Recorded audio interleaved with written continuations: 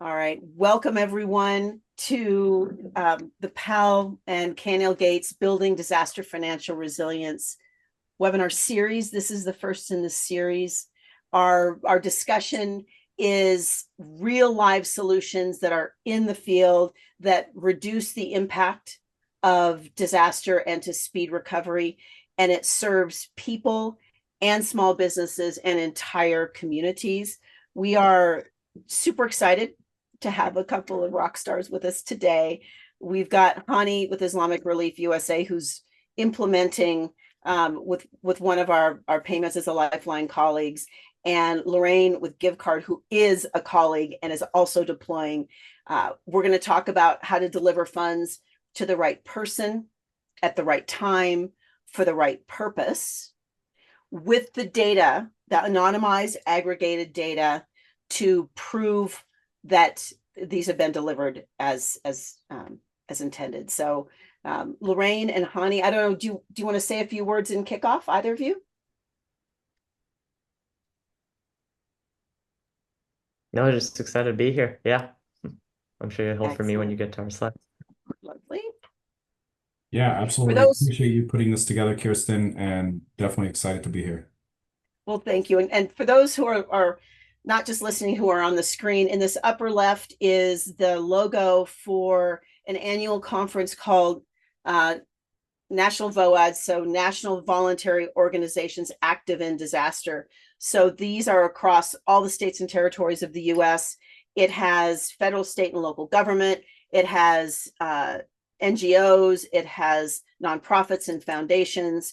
And we were asked to present as the financial services fintech folks on how do you actually deliver the funds. So we are back by popular request from the hundreds of people that go to that event. And this will be posted on the PAL website. It'll be on our YouTube channel, and our teammates here may also be posting. So super excited to share. We're going to go through a kind of an overview of what is disaster financial resilience, what are the roles of fintechs in disaster, and it's not just right after the disaster. So many of us who hadn't been involved in disaster thought, oh, well, if the news trucks have left, then somebody must be taking care of it. Or FEMA is now gone, it must be back to normal. Long-term recovery can take 5, 7, 10 years. So this is for ongoing discussions, not just the immediate. We're going to talk about 2 case studies in the California fires, and then how your organization can be ready in advance to be able to get funds, right person, right time, right purpose. One of the things we'll talk about is pre-positioning access to funds. So you see in disaster preparedness, there's pre-positioning of electric or water or health, but access to funds is an essential as well. So we're going to talk about that, and then Q&A. So this is part of the intro. There's links on this for how you go take a look at the data, but this is to make the point of the quantity of disasters that have been over $1 billion. And it's not just, so many of us had thought in the past, oh, it's just along the coasts. It's not. Look at how many are impacted. So this really is a national discussion, not just local.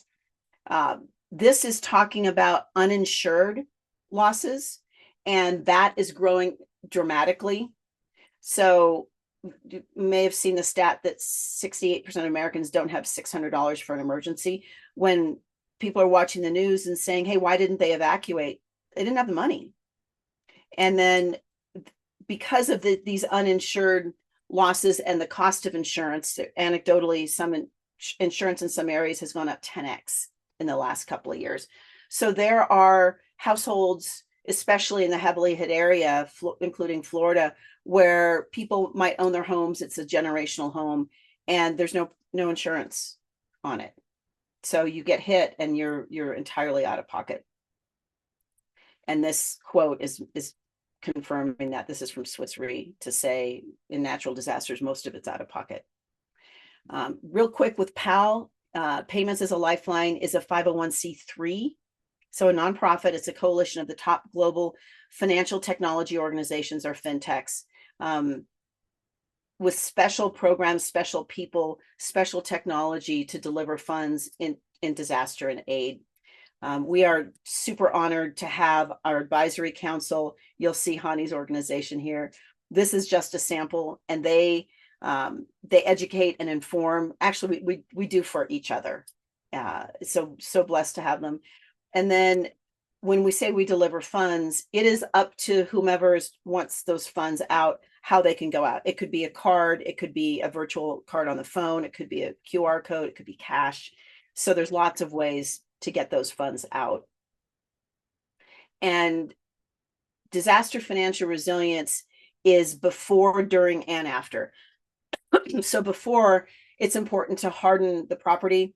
My family was in Harvey, and the stats that came out was that something like 60% of the water damage was less than a foot of water, right? So if everybody had those inflatable water baffles, we could have reduced the impact. During, it's important to get to safety, and after, for the temporary housing and the long-term recovery, out 5 to 7 years. There's a really high cost of not being ready, people's safety, the higher cost to rescue them, the damage, the delay in recovery. When we were at National VOAD, there was a gentleman in the audience when we were presenting this panel, and he's an emergency manager, and he had been on the rescue crew. And he said something like $18,000 to rescue somebody off the roof of their house with the helicopter and all. He said, if you just would have given that family $1,800, they could have been safe, and we wouldn't have had to rescue them. Data. Here's just a very simple depiction of data, and Lurein is going to show way more in depth. But this is the data aggregated and anonymized that shows how the funds were spent. Was it for fuel? Was it for gas or food or what have you? And this is how those funds were spent over time. And the data that we're getting is showing how people spend and when and on what is way different in a hurricane in Miami than it is a snowstorm in Attica, New York. So this data is really helping to inform. With that, I'm going to go over to our first case study. So, Hani, if you can come off mute and tell your story. Absolutely. We Islamic Relief USA, we've had our mission is to provide relief and development in a dignified manner, regardless of race, gender, or religion. We have been doing financial assistance to people affected by disaster since about 2012.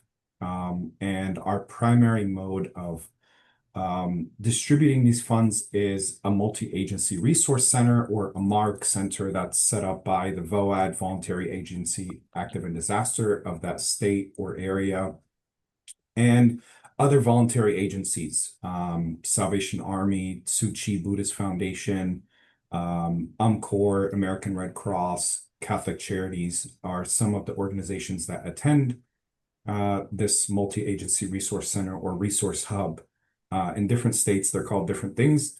But in earlier this year, during the California wildfires, our vendor for the prepaid cards that we used to purchase was no longer able to offer those prepaid cards. And so while the fires are happening, actually in a scramble, I was connected with Kirsten and I was connected with Pal. And Kirsten was able to, very quickly mobilize some meetings with, different companies that are part of PAL in order to find the right solution for us as Islamic Relief USA. And so we met with some of these companies, and we actually ended up working with SKUX as a company, which for the first time in our transferring funds, gave us the ability to have data after the fact. It also allowed us to track the money real time while we're distributing it. It allowed us so many flexibilities that we did not have beforehand. So specifically in the California wildfires, on the first day of this resource hub, in this photo that you see on the right, this was a resource hub that was set up in Pasadena. And so it was not far from Altadena, the area that, sustained a very high number of, primary residences were lost in the Altadena area. It was primarily blue collar working class community. And we had 2,500 people show up on the first day. And so one thing we had to do is, we were, connecting with SKUX on a daily basis. And we had to essentially, change the amounts of, what we were distributing, which is something that we were not able to do before. It was one of those flexibilities that we couldn't do. And so that was, it was an incredible process to, to kind of shift into using this technology and using the ability to, change the amounts and to have data. And it was incredible to be able to utilize, technology. We were able to support 712 families that were affected by the fire. Some of them were complete total losses. I mean, they went back to a pile of ash. Some of them needed, a small amount of funds to basically restock their fridge because their power was out for 2 weeks and, they had lost everything inside of it. But what it gave us the ability to do is really be, one of our values is as an organization is custodianship. So we're primarily sharing donor funds with people affected by disaster. And we see ourselves as right in the middle in what is the best and most, the most excellent way to transfer these funds to people affected by disaster, to ensure that it gets to the right person, to people that were definitely affected by the fire. And so we had this casework program with the VOAD where, people would get verified, their address, their ID, and they would go into the front doors of this resource hub, go to the 4th floor, and then meet with the various organizations that were there. And it was a process where we did our best to make sure that we focus on the human aspect of what we were doing. And so having this technology where we were able to essentially grab get a person's phone, scan a QR code based on their damage assessment, and it would essentially upload a card onto their Apple Wallet or Google Wallet. And so they were able to use tap to pay as soon as they left. And, I'll never forget, this is a story I tell very often about, a lady who, an older lady who, we walked her through the process of using the tap to pay. And, she looked at me and she was like, so you're saying that I can go to the grocery store right now and just use my phone to tap to pay to purchase food? I said, that's exactly what you can do. And, at that point just became very emotional to realize that, she came here, waited in line, and, now had the ability to go directly to the grocery store and begin that process of recovering physically and emotionally back into her home and back into her space. So it was definitely, amazing to be able to do that. And it was a major shift for us as an organization to have the data on the back end. So we are able to see now who the money, not just who the money went to, but where the money was spent, at what what retailers, what categories of spending the money went to, whether it was gas stations or retail stores or grocery stores. So it's been an incredible journey. Hani, thank you for that. There's a couple things here that I think are, you talked about reporting. Mm-hmm. I don't know if you want to say anything about these, and then Lorraine's got a really cool case study too. Yeah, absolutely. So this is basically on this screen here is what we were able to look at. So being that these were emergency funds, they're set up on a specific time. So they're intended to be emergency funds. So we had, let everyone know to please use these funds in the next 4 months. It's not a savings account. We want you to use them in the beginning. They're intended for you because you have a need. And so we were able to, to see the patterns of spending. We were able to, to basically see the categories of where people were spending money. And this is a report that we would receive from SKUX on a regular basis. So it was really incredible to have this data. I know it made we went from kind of having these prepaid cards and these prepaid cards going out and always having to answer the question whether it was to, our finance team or to donors or to the bank that we were getting these cards from on where is this money going? And now that question is absolutely, answered definitively on where this money goes and how it gets spent and in what time frame. So it really gives us the ability to not just have the data, but also to strategize on how we can help people best the next disaster. Absolutely. I'm going to go to your next slide, but first I'm going to point out, we talked about, so this is aggregated anonymized data on what's being spent and then spent over time. And Hani, I'm super excited with IRUSA as you're learning with each different kind of disaster. It really helps with the pre-positioning. What kinds of things need to be available for a more robust response and recovery. All right, so you had another. Oh, you were talking about bringing getting the survivors who've come through, how you got them on board and how easy it was. Yeah, absolutely. So this is exactly how this is exactly what the each client saw. So after we did our casework process, we had it worked out to where everyone had a case number and a color band on their wrist when they came in.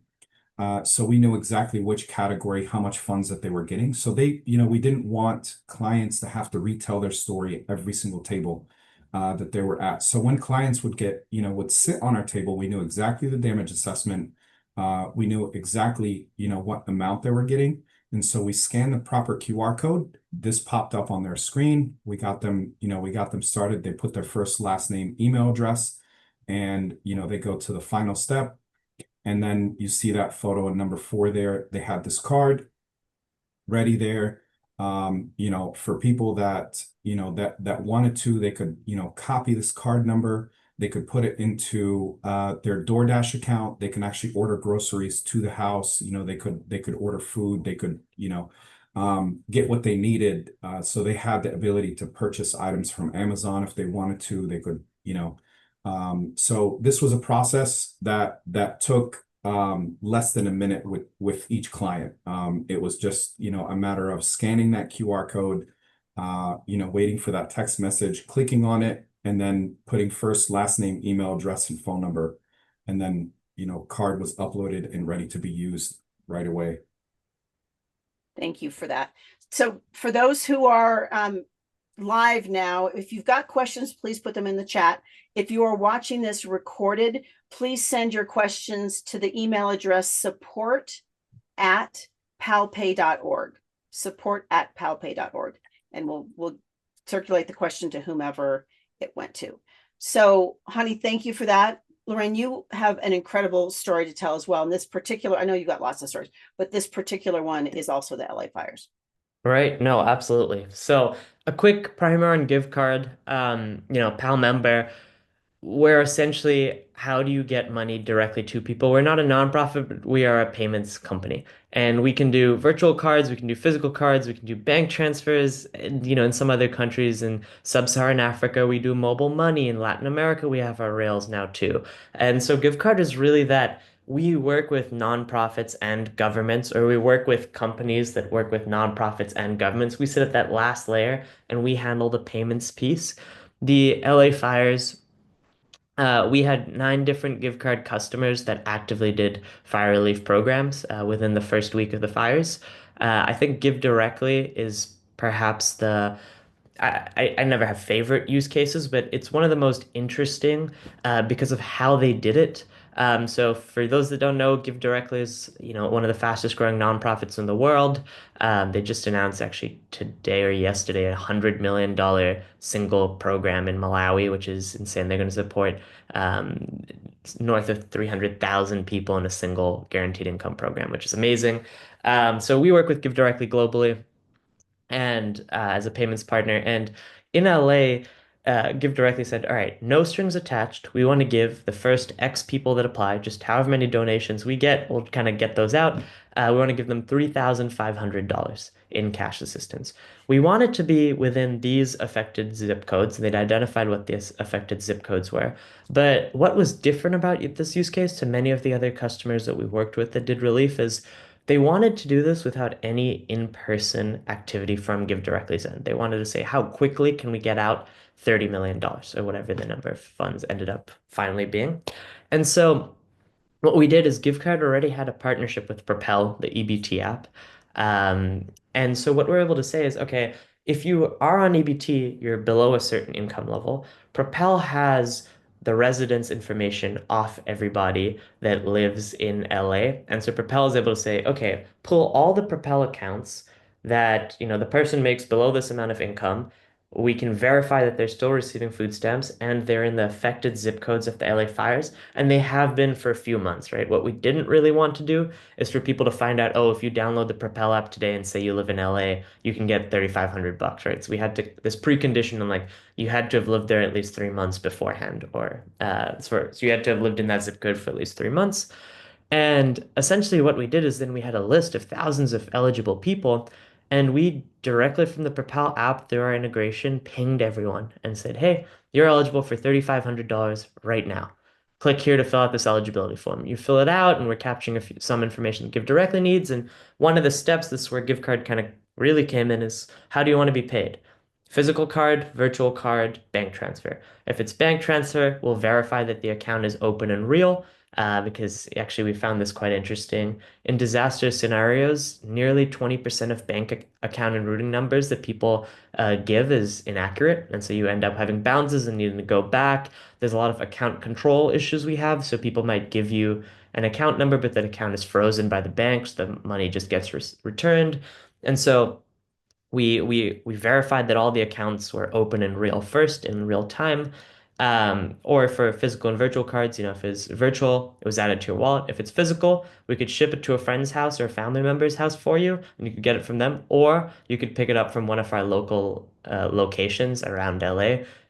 We have so many customers in LA that we keep card repositories, and so you could essentially just go and pick one up right from one of these locations. And so there's so many ways that you could have received this, but the whole idea is that within just a few hours of this opening, we're able to give out millions and millions of dollars without needing to put anyone on the ground. And obviously, this is only what's the word I want to use? A half solution. You need to have people on the ground, right? This doesn't select for everyone. This isn't totally equitable.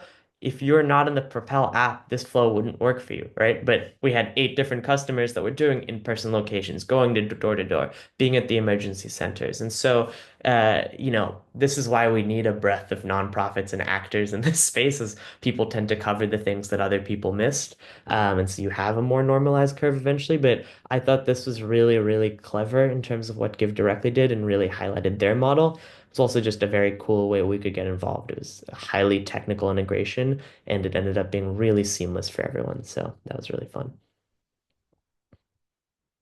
Oh, sorry, you're muted right now, Kirsten. There we go. I'm going to go to the next slide, but I wanted to do a shout out here. What you pointed out quite often over the years, Pal will get a call, disaster just hit, and it'll be CEO of X company. And they'll say, I want to give this many millions of dollars. I don't have boots on the ground. I don't know where to give the money, but I really want to help. And I don't want to be a sucker. Right. I don't want my money to go for the wrong purpose or to the wrong people. So what you just pointed out is a corporate funder, and we had this happen as a result of tornadoes on the East Coast a few years ago. But you get these corporate funders, so one could come to you and say, we don't have boots on the ground, but we know that you do. And IRUSA has the systems to get the money out. So if there's any corporate donors out there who really want to make a difference, we've got colleagues here. Just call us. And like Hani, like you said, I think we talked on a Friday afternoon. Might have even been a holiday because that's always how it goes. and we were able to connect and you were able to deliver. So this is a shout out. Don't think if you're not already a nonprofit or you're not already a fintech or a government in this space, you can make a difference. All right, I'll get off my soapbox. Okay, there you No, go. let's skip actually let's skip this one, Chris, and go to the next Okay. one because actually speaking about that, reporting is obviously huge. That idea of like don't be a sucker.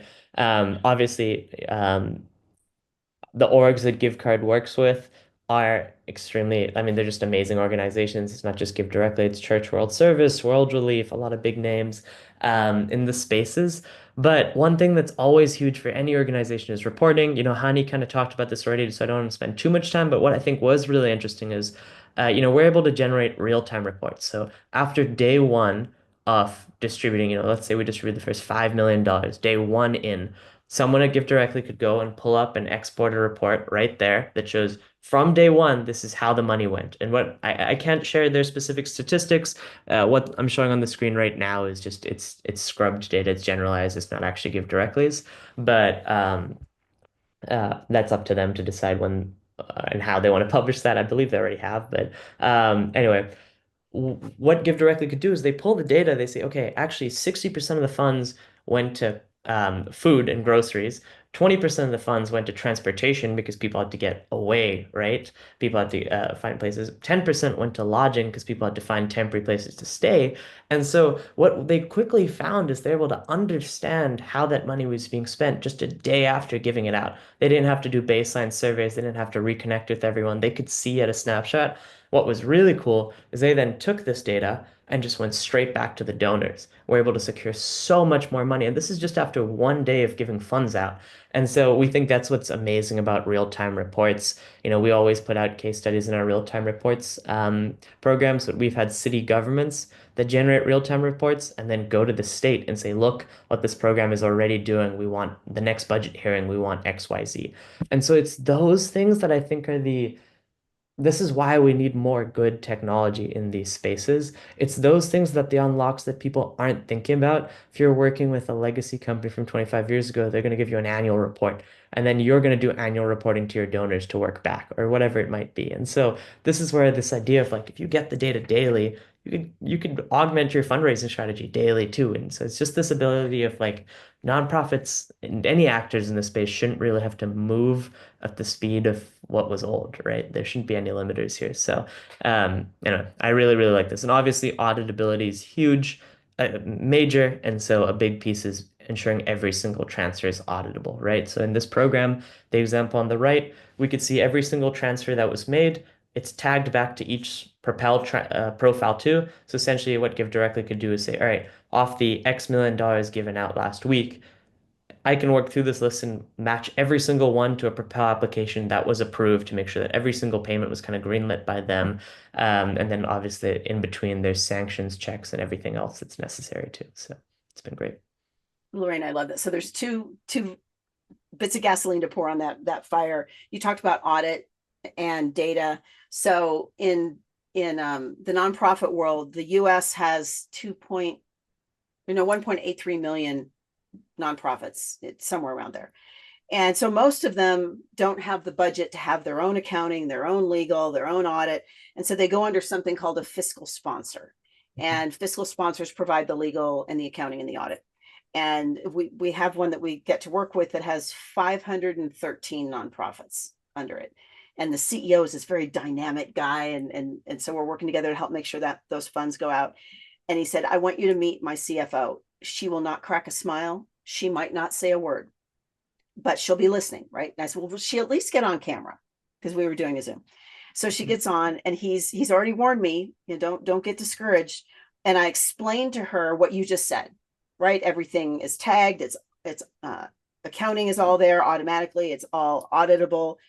And she says, I would crawl through the phone and hug you if I could. Do you know how many hours this is going to save of my accounting and audit team? Now they can go actually do value add with our clients, with the people, instead of taking receipts and trying to peel them off the piece of paper and tag it to something. So he said he'd never seen her that excited. So there's that. So this is a shout out then to the fiscal sponsors or anybody who uses a fiscal sponsor, because that is the vast majority of nonprofits. And then I think you both mentioned having the data and reporting that back to the funders, whether it's government or private sector, creates a virtuous circle. And you talked about the data came out at the end of the day, the end of the week. It was fed back to the donors who said, "Oh, okay, now I see exactly how it's going. I will put more money. I'll fund more money into your nonprofit." So this is a shout out to the nonprofits who do anything in disaster and aid, short-term, midterm, or long-term recovery. These are great tools so you can attract more funding.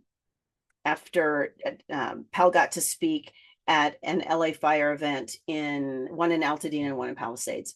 And one was right after that 100 million fire aid event, which God bless them for raising the money, right? 100 million bucks.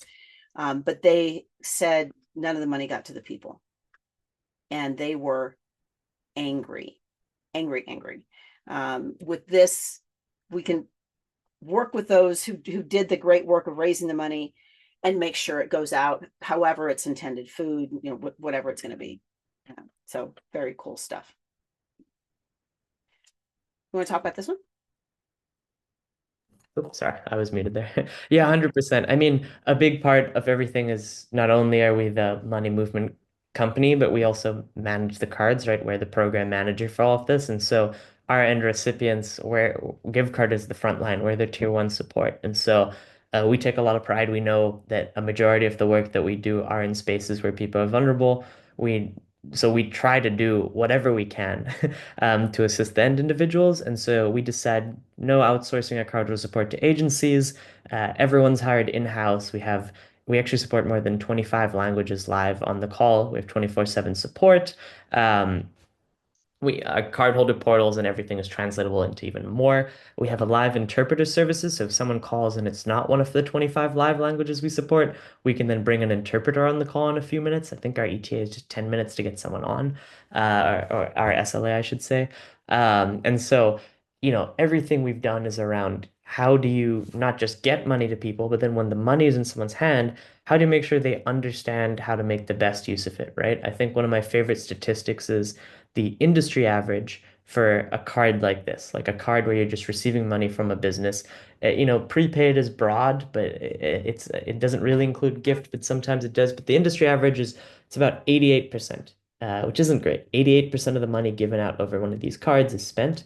Our card usage is 98.9 on physical, which is, exceptional. And it's actually 99.3 on virtual. So 99.3% of the funds that are given out are spent by the end recipient. What's also great is for all the funds that aren't spent, we just kick it back to the organization. We don't charge inactivity fees or anything like that. And so, if at the end of the year, Give Directly is giving out $30 million and $28,900,000 or $900,000 spent, it would actually be more than that. It'd be like 29,900,000 or whatever. The remaining 100,000 that hasn't been spent just goes right back to Give Directly for them to go give out to more people. And so we can promote this idea of 100% efficiency, right? Every dollar is either spent today by someone you gave it to, or it goes back to you to give it to someone else. And it's just it will continue to cycle down until no funds kind of go ungiven to someone or unused by someone. And so we think that's awesome too. And that's just a big part of we own our own technology, we build our own technology, so we're able to give this back to the orgs we work with. That is so cool. Lurein, tell your origin story on GiveCard. GiveCard used to be a nonprofit. So this is, close to 10 years ago. We were based out of Boston. We were a nonprofit trying to give funds directly to people at homeless shelters.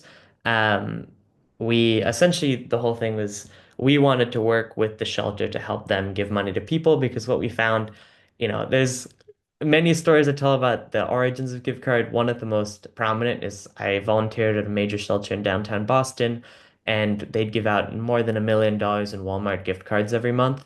And one day I asked the director where the nearest Walmart is because I cycled back then all around Boston. I'd never seen a Walmart, and she didn't know. And when we looked it up, it turns out that there's no, at least back then, 10 years ago, there was no Walmart in downtown Boston. So all of these gift cards were kind of just disappearing into a void. And so, really, what we started our nonprofit to do is how do we help organizations like shelters efficiently give money to people? I'm very much pro money to people. I'm so pro money to people that I don't want money disappearing into a void, right? And so, what we quickly learned over the years is that 10 years ago, there wasn't a PAL. Maybe there wasn't. I'm wrong here, Kirsten, so please correct me. Or was it? There wasn't. Okay, great. 10 years ago, there wasn't a PAL. There weren't great fintechs in this space serving nonprofits and customer organizations like us. And so we spent most of our nonprofits' resources actually building the infrastructure to move the money for our partners. And one day we just said, look, like no donor is going to give me money to then go make a deal with Visa and go make a deal with this bank and go do this. And so we moved to for profit, but we never really left that original. I mean, we have branches of us that do very different things now, but at the core of our business is still how do we help organizations get money to people when they need it? So impact-based dollars. It's been great. Yeah. And we've really just built from what we experienced back then. That is fabulous. Hani, how did you end up on the disaster end? Your kind of Yeah, origins. sorry. What do you mean exactly? Well, by the time we met you, you Mhm, were already in disaster, right? mhm, And you're with one of the organizations that gives away the most individual assistance, which is really rare. So many say, here's a box of stuff. mhm, But you really are a thought leader in this space. mhm, That's how we connected, was through another thought leader in this space. mhm. How did you end up in the role that you have now? And I'm constantly seeing you out on the front line Mhm. with the thought leadership. Yeah. Well, I feel very lucky and very privileged to be in the position that I'm in. I started out as a volunteer with Islamic Relief, and I went through the trainings that Islamic Relief had, and I actually deployed on the first time that we gave out cash assistance during the Moore, Oklahoma tornadoes. There were some EF5 tornadoes that hit Moore, Oklahoma. I believe it was in 2012, maybe 2000. Yeah, it was 2012. And I went on that deployment and, was on the front lines there working with clients. And, I was lucky to come on board with Islamic Relief as staff. I worked as a coordinator on the West Coast out of Santa Clara, California, and later came here to our headquarters in Alexandria, Virginia.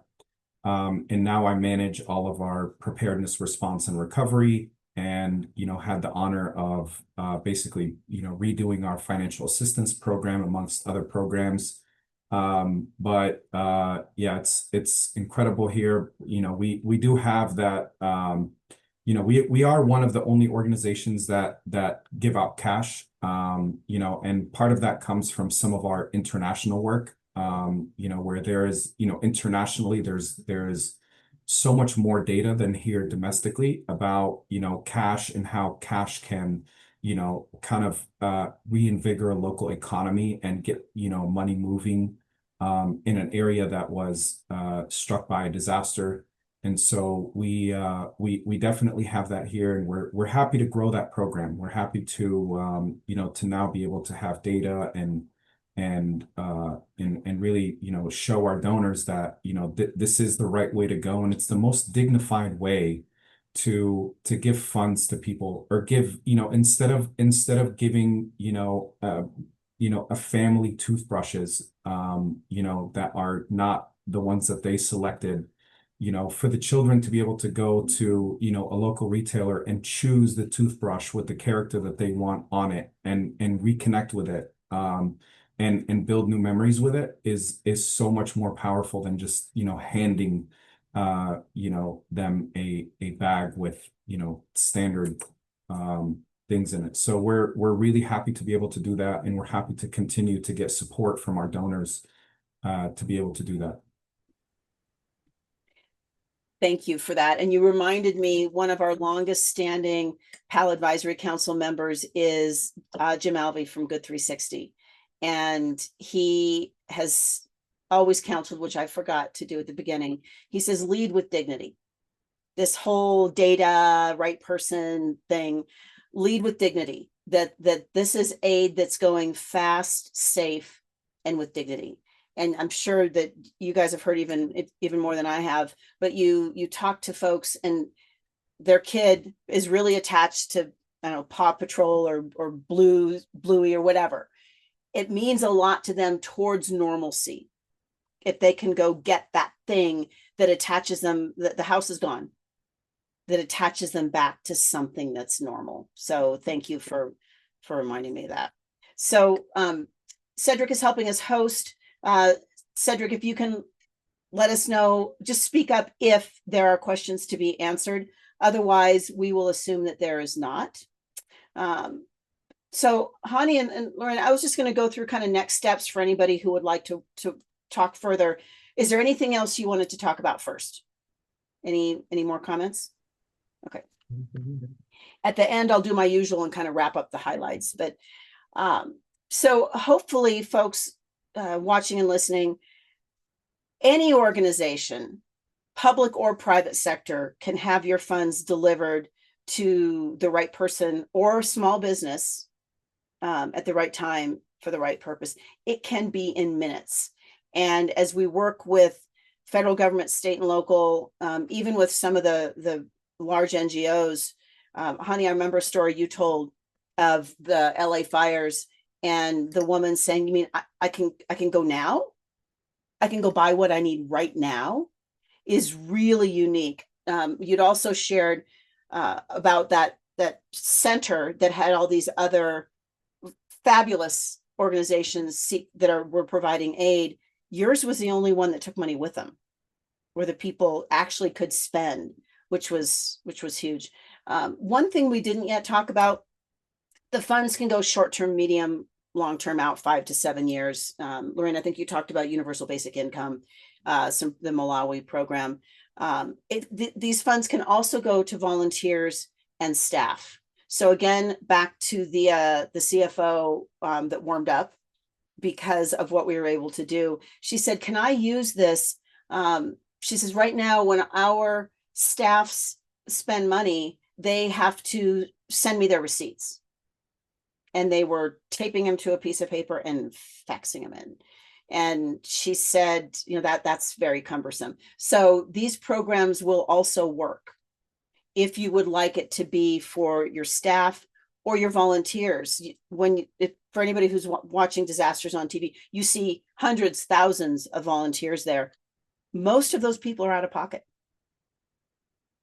Not only are they giving up their time, but they're spending their own money. Sometimes they get reimbursed for some of it, sometimes they don't. Wouldn't it be great if there were funds to be able to give to volunteers if your funding chose to do that? But readiness.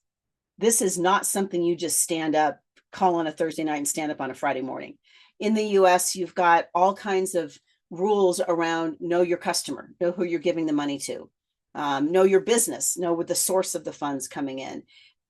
These are fast programs to set up, which Lurein could tell you about, but it's wise to be ready. So in disaster, there's long-term contracts for water and electric and food. This is an essential as well. Having access to money is an essential. So if you're considering, your organization is considering, or you're a funder who wants to give to a responsible organization, let's start talking now. Let's run a pilot so that your own people know what to do with all that time that's saved, or know what to do with the data. Capture those funds. And identify what you're going to do with the data. Maybe it's a after action report at the end of the disaster. Maybe it's each week or part of your annual report, but you can now prove that the money matched the mission, which is huge.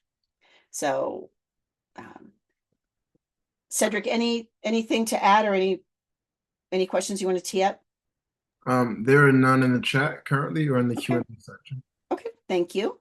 So then we'll do a summary of some of the highlights. So Hani, you talked about Islamic Relief being a multi-agency resource center and hub, and you mentioned civic and faith-based organizations. And we've seen in these hubs, nobody cares what your faith is or where you worship. Nobody cares what nationality you are. In disaster, we're all equal.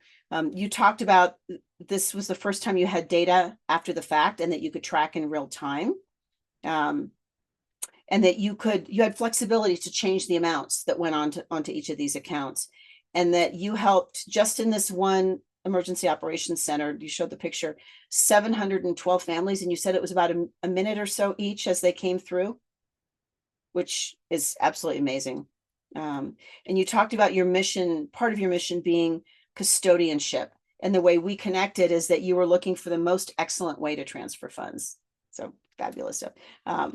Lurein, you talked about domestic and international, and your 100 million Malawi helping 300,000 people.